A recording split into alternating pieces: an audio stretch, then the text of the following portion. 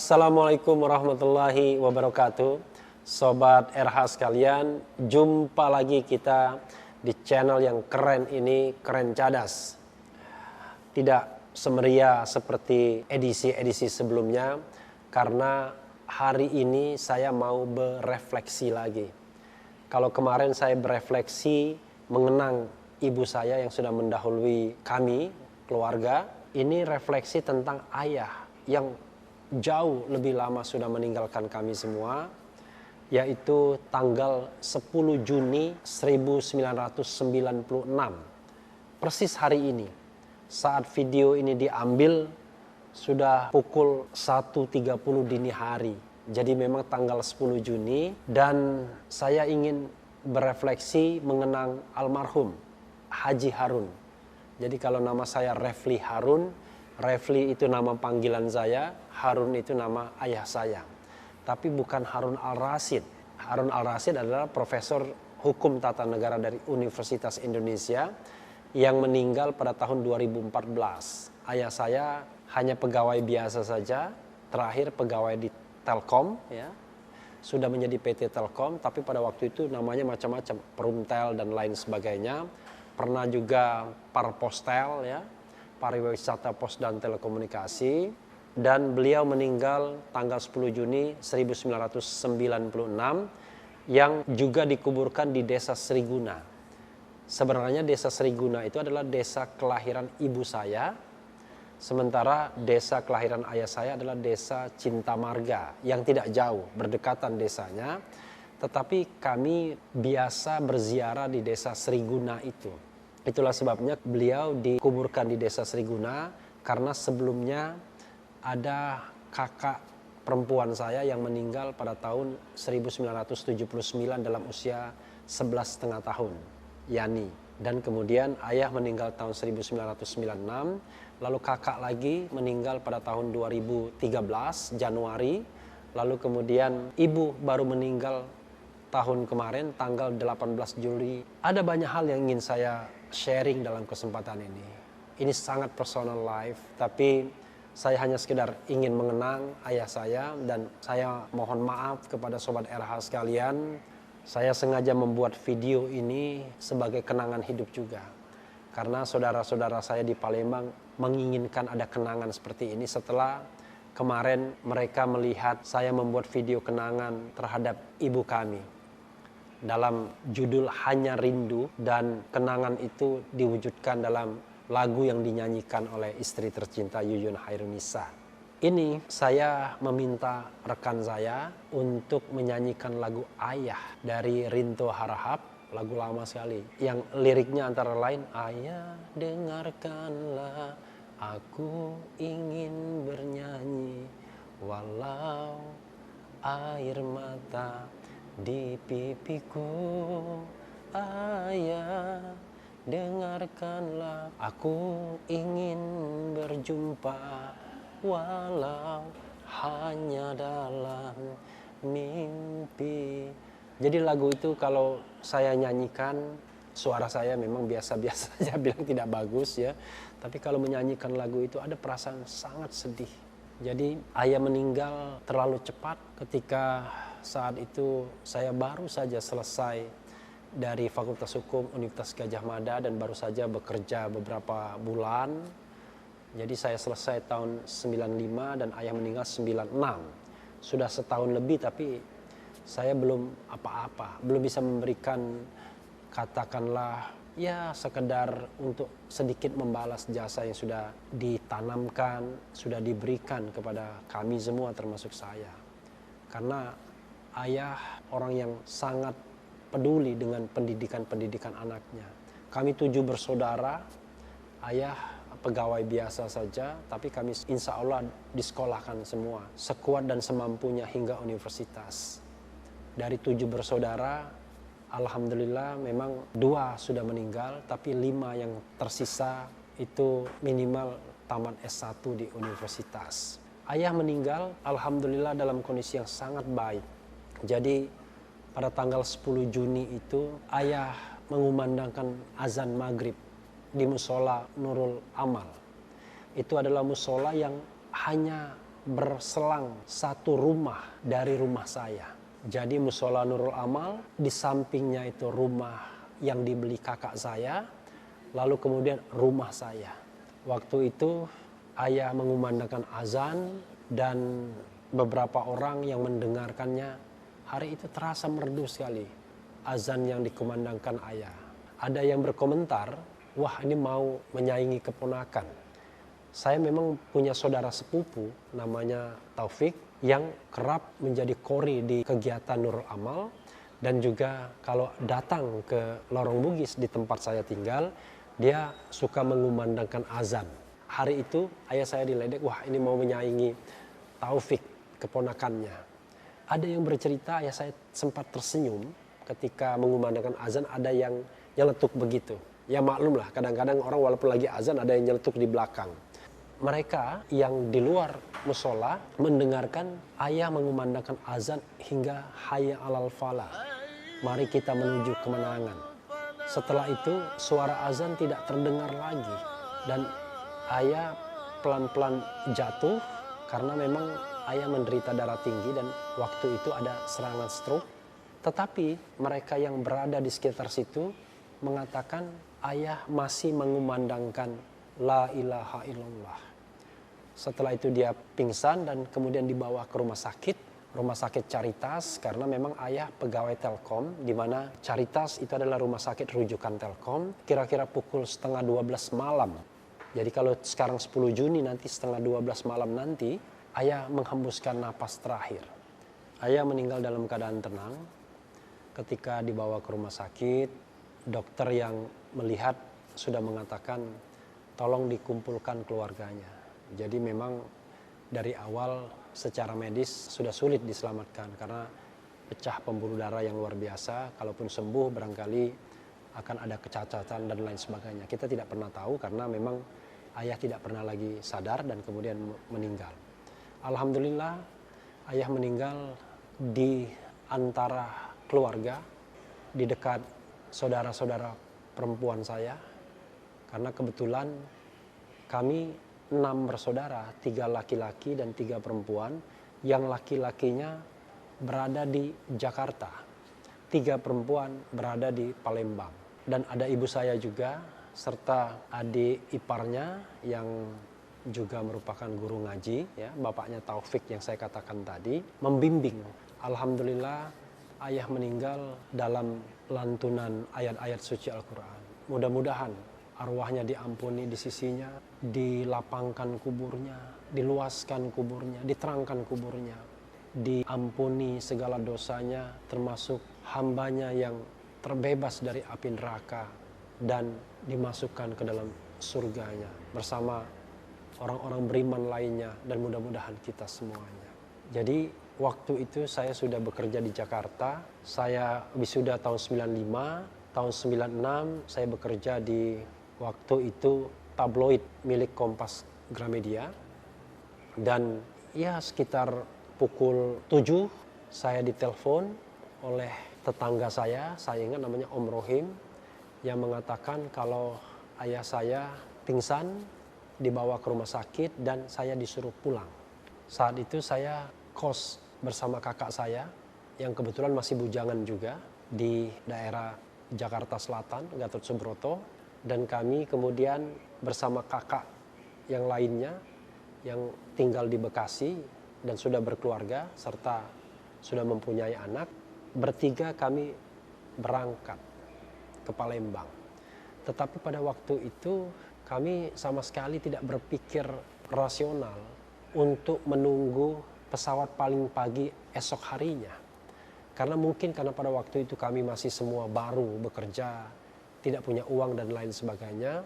Jadi yang kami pikirkan adalah menempuh jalan darat, naik bus. Akhirnya kami baru bisa sampai tengah hari, kira-kira pukul 12 atau pukul 1. Padahal kalau kami naik pesawat pagi, datangnya jauh lebih cepat. Dan ketika kami datang bertiga, laki-laki di antara semua kami berenam itu, ayah sedang dimandikan. Jadi saya dan 2 kakak saya berkesempatan ikut memandikan. Setelah itu ikut menyolatkannya di Musolah Nurul Amal, dan kemudian juga ikut menyolatkannya sekali lagi di Desa Seriguna sebelum akhirnya dikuburkan. Jadi saya masih beruntung karena masih sempat memandikan dan menyolatkannya. Tapi seperti yang sudah saya ceritakan, terhadap ibu saya tidak sempat menemani ketika beliau menjemput ajalnya, tapi juga tidak bisa memandikan dan menyolatkannya karena saya masih berada di luar negeri pada waktu itu menghadiri wisuda seperti yang sudah saya ceritakan. Jadi itulah sekelumit cerita tentang berpulangnya ayah tercinta. Saya hanya ingin mengenang ini sebagai sebuah episode hidup dalam keluarga kami, keluarga Harun.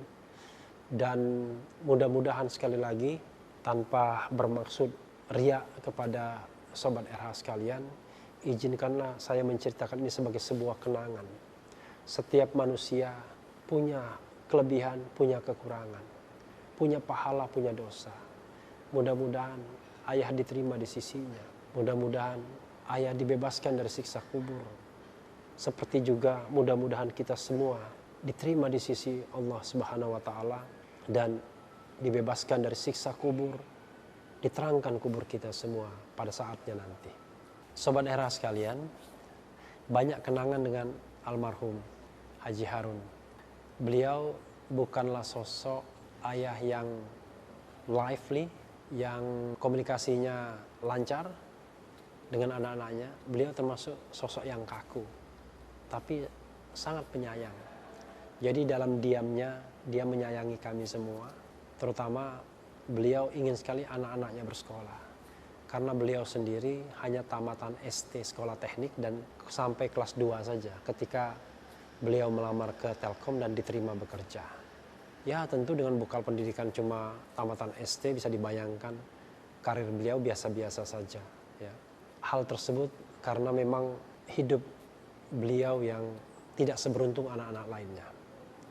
Dari kecil dia sudah ditinggalkan oleh ibunya dan dia harus berusaha sendiri untuk bersekolah. Termasuk bersekolah dari Cinta Marga ke Palembang. Pulang sekolah beliau harus mencari makan sendiri, ikutan-ikutan kerja agar bisa menyambung hidup. Sementara yang saya tahu, yang saya pahami, memang kakek tidak memberikan biaya. Jadi betul-betul dia hidup mandiri. Itulah sebabnya ketika ada tawaran bekerja, kesempatan bekerja, dia melamar dan ketika diterima dia tinggalkan sekolahnya yang masih sekolah teknik pada waktu itu. Baru kelas 2, jadi belum tamat sama sekali, belum tamat SMA. Jadi cuma berbekal sampai tamat SMP lalu kemudian masuk sekolah teknik. Tapi untunglah ayah adalah orang yang tekun, gigih, sehingga ayah memiliki kemampuan yang barangkali agak jarang dimiliki orang Telkom di Palembang. Jadi walaupun ayah orangnya keras kepala, sukar berkompromi, tetapi beliau tetap terpakai. Karena ayah sering sekali diberangkatkan keluar kota untuk mengurusi mesin-mesin yang kalau dulu istilahnya, saya lupa, overhaul apa. Ya tentu mesin-mesin Telkom tidak bisa dibandingkan dengan sekarang, di mana sekarang era digital dengan komputer dan lain sebagainya. Kalau dulu mesinnya besar-besar sekali. Saya pernah ikut satu kali ke entah kantor cabang, entah itu kantor satelit beberapa ratus kilo dari Palembang, namanya Panggung Pinang, dan saya memang melihat ayah bekerja di situ. Itulah yang menyebabkan kami bisa sustainable karena ayah mendapatkan uang tambahan karena dinas luar kota. Jadi setiap bulan ada saja dinas luar kota yang didapatkan ayah. Tapi karena namanya pegawai dengan anak 7, ya kami hidup pas-pasan saja. Tidak juga kelaparan, tapi tidak juga berlebihan. Saya ingat seumur hidup saya, kami pernah makan di restoran itu 1 kali saja ketika kami lengkap bertujuh. Tetapi yang lainnya tidak. Jadi yang lain ya makan sekali 2 kali di restoran, tetapi pada waktu itu ya mungkin kebetulan saya lagi jalan sama ayah, mampir makan. Tapi bukan restoran yang bagus juga. Jadi restoran yang agak bagus yang pernah saya ingat itu 1 kali saja kalau tidak salah. Jadi kami hidup pas-pasan saja, bisa dibilang demikian. Karena antara penghasilan sebagai pegawai Telkom, jangan bandingkan Telkom sekarang dengan Telkom yang dulu. Dulu ya belum ada apa-apanya. Tapi alhamdulillah semua anaknya bisa bersekolah karena itulah cita-cita almarhum. Dia menginginkan anaknya bisa bersekolah semua. Sayangnya memang saya pribadi belum sempat memberikan balasan kepada ayah.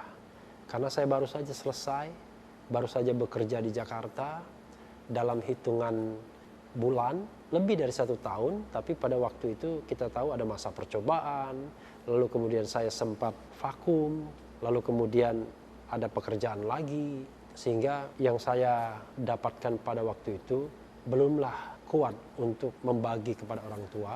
Kehidupan kami tidak luar biasa, saya mengatakan saya bukan punya kehidupan yang luar biasa, tapi cukuplah untuk menopang keluarga dan juga sekali-sekali membantu saudara-saudara saya kalau mengalami kesulitan, atau ketika ibu masih hidup, membantu ibu. Saya punya kesempatan berbakti, alhamdulillah, kepada ibu, walaupun belum kepada ayah, karena pada waktu itu kondisi belum memungkinkan. Bagian lain, Sobat RH sekalian, saya ingin menceritakan pengalaman mengenai ayah yang hampir saja dikubur oleh PKI. Jadi pada tahun 65 ketika terjadi pemberontakan PKI, ayah bekerja di Telkom dan saya diceritakan, ibu yang menceritakan, kalau ayah pegang radio. Waktu terjadi pemberontakan G13 PKI, kita tahu bahwa Letkol Untung seperti yang kita lihat dalam film itu merebut stasiun radio RRI, lalu kemudian memberikan pengumuman bahwa sudah negara mereka ambil alih di bawah kepemimpinan Letkol Untung dan lain sebagainya. Dan radio itu jangan bayangkan seperti zaman sekarang, era internet dan lain sebagainya. Dulu mungkin transmisinya ya harus sentralistik atau bagaimana. Saya kurang begitu paham. Tapi intinya adalah hubungan radio itu ayah yang pegang, lalu kemudian ketika ayah mendengar seperti itu, ayah matikan. Lalu kemudian ayah keluar dari kantor melalui pintu belakang. Nah, ayah sering menggunakan mobil dinas berganti-ganti mobilnya. Rupanya di arah depan itu muncul mereka yang pro PKI dan cerita ibu saya sudah menyiapkan liang lahat bagi ayah saya dan satu temannya yang dianggap tidak pro PKI. Karena terus terang, frankly speaking, ayah saya pada waktu itu pro-nya pro Masyumi. Kenapa pro Masyumi? Karena kebetulan mertuanya itu adalah tokoh Masyumi di kampungnya. Jadi kita tahu zaman Orde Lama, Sobat RH sekalian, semua pegawai itu berafiliasi kepada partai-partai politik yang banyak. Itulah sebabnya kemudian di era pemerintahan Orde Baru ada kebijakan floating mass. Orang tidak boleh berpartai politik, hanya di tingkat ranting saja, di tingkat kecamatan. Tapi di desa-desa itu floating mass istilahnya. Tapi floating mass ini menyebabkan yang untung adalah Partai Golkar. Nah, cerita tentang Partai Golkar, ayah saya selama masa Orde Baru tidak pernah memilih Partai Golkar. Jadi ayah termasuk orang yang keras kepala. Kita tahu bahwa zaman Orde Baru semua pegawai itu harus memilih Golkar. Caranya bagaimana? Caranya adalah dengan adanya simulasi. Jadi di kantor masing-masing ada simulasi, lalu simulasi mencoblos itu sudah ditandai. Ketika dibuka ada yang tidak memilih Golkar, maka orang tersebut akan ditandai. Ternyata ada 2 orang yang tidak memilih Golkar. Satu di approach agar memilih Golkar, satu lagi ayah saya tidak di approach, dibiarkan saja. Karena mungkin dipikir percuma saja approach orang ini.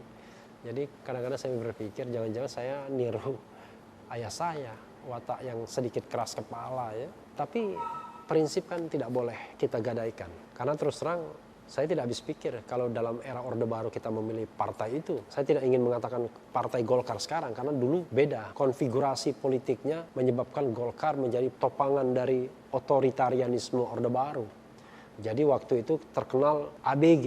Jadi ABG itu ABRI, birokrasi, dan Golkar. Jadi kekuasaan otoritarian Orde Baru yang dipimpin oleh Jenderal Soeharto itu ditopang oleh 3 kekuatan, yaitu ABRI, termasuk Polri di dalamnya, kemudian birokrasi, Korpri, dan kemudian G itu adalah Golkar. Kita tahu bahwa itu adalah kajian yang accepted, tidak perlu diperdebatkan lagi. Dan pada waktu itu bayangkan, ayah tidak memilih Golkar sebagai partai pilihannya. Jadi bayangkan, kira-kira kalau ada pegawai yang bandel dalam tanda kutip seperti itu, karirnya moncer enggak? Saya kira akan berat. Ya itulah mungkin ayah menurunkan prinsip itu ke saya. Jadi apa boleh buat ya. Bagi saya value jauh lebih penting ketimbang insya Allah jabatan. Saya sudah katakan berkali-kali, jabatan itu bisa kita dapatkan, tapi jangan juga takut kehilangan jabatan. Saya mengatakan kalau kita memperjuangkan value, nilai, maka tidak pernah kalah kita. Kita tidak akan pernah kalah dan tidak akan pernah salah. Karena yang kita perjuangkan adalah value, nilai. Dan nilai itu insya Allah nilai yang kita yakini. Misalnya nilai yang kita yakini itu adalah nilai-nilai yang kita pelajari sebagai nilai yang baik. Kalau misalnya dalam berpemerintahan, ya good governance dan clean government. Jadi asas-asas umum pemerintahan yang baik. Menghindari konflik of interest dan lain sebagainya. Itulah sebabnya saya misalnya mengkritik wakil menteri yang jabatan rangkap. Saya bilang tidak masuk akal. Termasuk juga jabatan rangkap di birokrasi dengan alasan bahwa mewakili pemegang saham. Padahal siapapun yang ditunjuk oleh Kementerian BUMN ya pasti akan menjadi pemegang wakil dari pemerintah. Dan beberapa prinsip lainnya yang saya tidak setuju seperti presidensial threshold misalnya, Perpu Ormas yang menurut saya tidak kompatibel, tidak sesuai dengan ilmu yang saya pelajari. Dan saya tahu kalau kita melawan arus jauh lebih berat dibanding kita menunggangi arus. Tapi saya katakan tadi, kalau yang kita perjuangkan adalah value, maka tidak pernah kalah kita. Kita tidak akan pernah kalah dan tidak pernah salah. Tapi kalau orang memperjuangkan kekuasaan, memperjuangkan jabatan, maka dia akan kalah suatu saat, dia akan kecewa suatu saat. Jadi saya berbahagia. Seorang Hatta misalnya, Muhammad Hatta, selalu harum. Karena Hatta memperjuangkan nilai. Walaupun dia akhirnya harus mengundurkan diri sebagai wakil presiden ketika dia tidak cocok lagi dengan Bung Karno. Tapi Hatta adalah seorang yang harum di dalam sejarah Republik Indonesia karena dia memperjuangkan nilai, bukan kekuasaan. Sobat RH sekalian, hal lain yang ingin saya bahas adalah mengenai ayah saya seorang yang uangnya nggak banyak. Karena pegawai biasa saja. Jadi hanya mengandalkan gaji setiap bulan yang harus didistribusikan kepada istri dan 7 orang anak. Saya ingat kalau ayah pulang, karena saya 2 dari bungsu dengan motor bututnya, kemudian kami akan minta uang. Jadi kalau dulu anak kecil kan selalu berpikir seolah-olah kalau ayah pulang dari kantor itu bawa uang. Itu yang kami pikirkan. Dan zaman dulu kan pulang kantor itu kira-kira jam 1:30 saja. Sabtu masuk dan pulangnya jam 1:30 saja. Jadi sudah pulang, lalu kami selalu minta uang. Saya dan adik saya yang bungsu. Juga kakak saya. Karena berpikir bahwa dia pasti bawa uang. Kadang-kadang di kantongnya saya lihat ada uang receh dikasihkan kepada kami. Saya tidak menyadari bahwa sesungguhnya betapa tidak banyak uangnya ayah saya. Tapi untunglah kami semua bisa bersekolah walaupun pas-pasan. Ada suatu masa misalnya saya tahu sendiri bahwa ibu sama sekali nggak punya uang untuk membayar sekolah atau uang semester kakak saya yang kuliah. Jadi terpaksa pinjam ke tetangga. Saya tahu betul itu. Dan juga ibu harus banting tulang untuk menambah pendapatan. Terutama ketika ayah harus sekolah di Bandung dalam beberapa bulan. Artinya tidak ada tambahan pendapatan kecuali gaji. Karena tidak mungkin lagi berangkat kemana-mana. Jadi ibu termasuk orang yang struggle dalam memberi bantuan, dalam mensupport ayah melalui kegiatan-kegiatan yang ya mungkin tidak menghasilkan uang banyak tapi lumayan untuk mensupport. Misalnya kebiasaan almarhumah membuat arisan. Arisannya dulu aneh-aneh, salah satunya arisan piring. Macam-macam. Beliau misalnya menjualkan baju, atau bahkan pernah jual beras juga dan lain sebagainya. Tapi kami sendiri tidak pernah merasa bahwa kami adalah orang miskin. Tapi tidak juga merasa bahwa kami adalah orang kaya. Mobil misalnya, ketika ayah meninggal, ya mobil yang ada hanyalah mobil bekas. Mobil, saya lupa mereknya, yang jelas persnelingnya itu persneling yang nempel di dashboard, bukan nempel di bawah.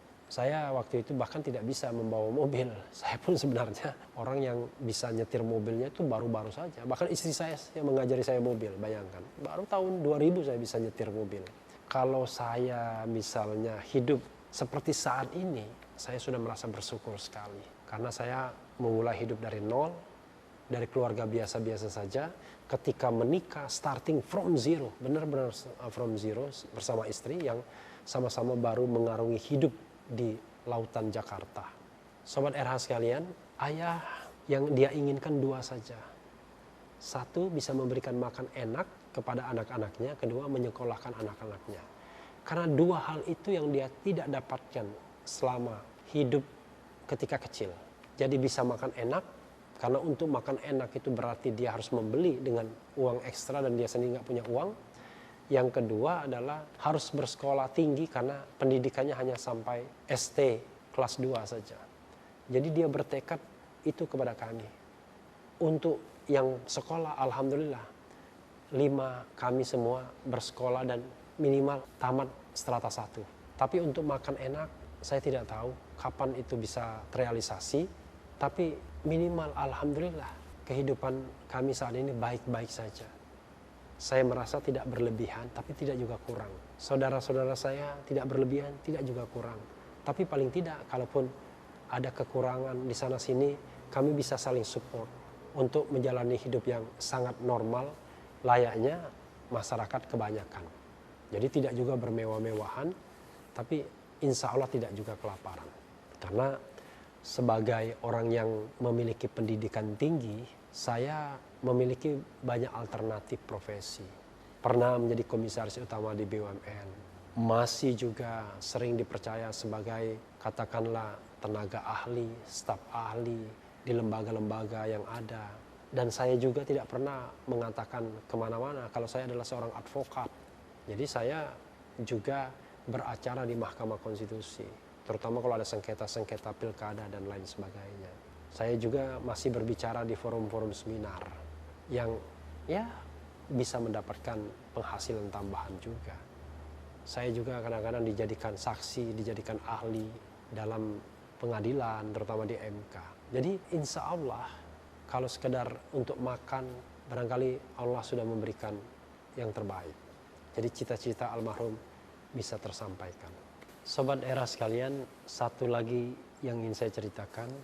Sesungguhnya ketika ayah meninggal, itu ayah meninggal hari Senin, Selasanya beliau sudah berjanji untuk berburu dengan teman-temannya.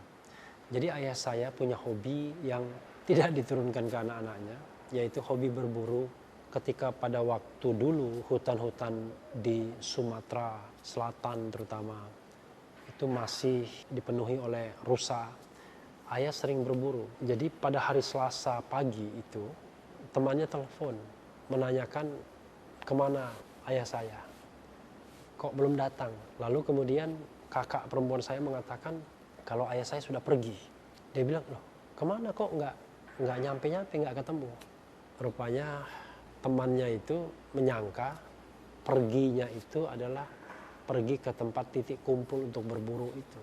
Ketika dijelaskan bahwa perginya itu meninggal dunia, betapa kagetnya temannya.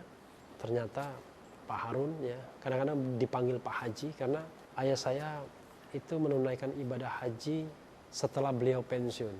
Jadi haji itu dulu tidak sesusah sekarang. Beliau naik haji biasa dan itu setelah beliau pensiun. Jadi kalau di Telkom itu pensiun itu mendapatkan semacam uang pensiun lumayan, lalu kemudian beliau sempatkan untuk naik haji bersama ibunda kami. Itu sekitar tahun 90. Kebetulan pada tahun 90 itu adalah haji yang luar biasa. Karena apa? Karena ada tragedi Mina, terowongan Mina. Kita tahu bahwa ada ratusan jemaah haji yang meninggal dunia, dan itu setelah kejadian melewati terowongan Mina untuk melakukan atau melontar jumroh Aqobah. Nah waktu itu ayah dan ibu sudah melontarkan jumroh Aqobah dan mau pulang ke kemahnya.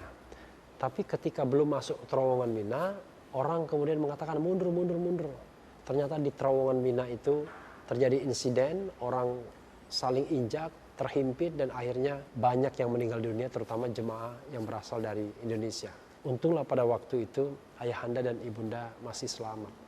Saya yang waktu itu sudah di UGM di Jogja, sempat menangis karena kita tidak tahu bagaimana kabar beliau selama beberapa hari.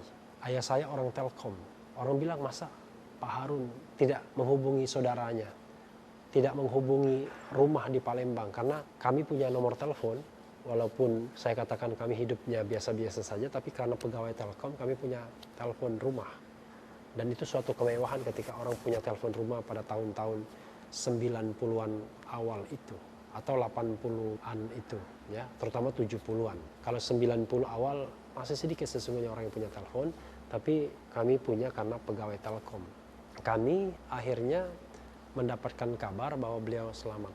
Jadi ayah dan ibu sudah berpulang dan tidak ada yang bisa dilakukan kecuali 3 hal untuk menyelamatkan beliau yang sudah di alam sana, yaitu ilmu yang bermanfaat. Mudah-mudahan ada ilmu yang pernah diberikan baik almarhum maupun almarhumah sehingga ilmu tersebut bisa terus mengalirkan pahala. Yang kedua, amal jariah. Mudah-mudahan ada amal jariah yang diberikan dengan ikhlas sehingga juga bisa mengalirkan pahala. Dan terakhir tentu doa anak soleh. Saya kadang-kadang merasa banyak sekali berdosa dalam hidup kita. Ketika kita tidak mengingat momen-momen seperti ini, kadang-kadang kita lalai dan lupa. Padahal konon katanya orang yang sudah meninggal itu hanya satu saja yang dia rindukan, yaitu doa anak yang soleh. Karena doa anak yang soleh itulah yang bisa menggembirakan mereka, bisa membuat mereka tenang di alam sana. Mudah-mudahan Tuhan mengampuni almarhum dan almarhumah dan mengampuni kita semua, mematikan kita dalam keadaan husnul khotimah. Sobat Era sekalian, itu saja yang bisa saya sampaikan.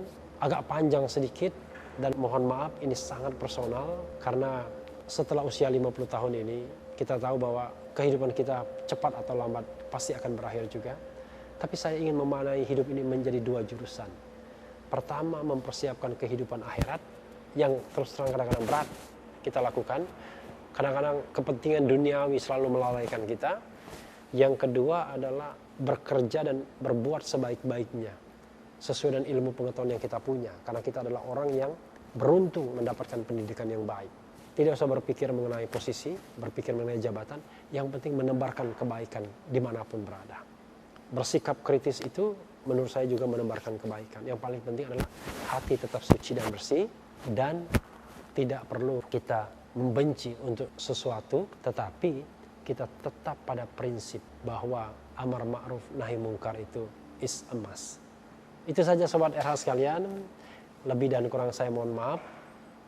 Wabillahi taufiq wal hidayah. Assalamualaikum warahmatullahi wabarakatuh. Saya berharap Sobat RH sekalian bisa menikmati lagu yang saya minta rekan-rekan saya yang sering kami berkumpul di Kopi Genta ini untuk menyanyikan lagu Ayah yang syairnya sangat membekas dalam diri saya untuk menggambarkan kerinduan terhadap sosok ayah.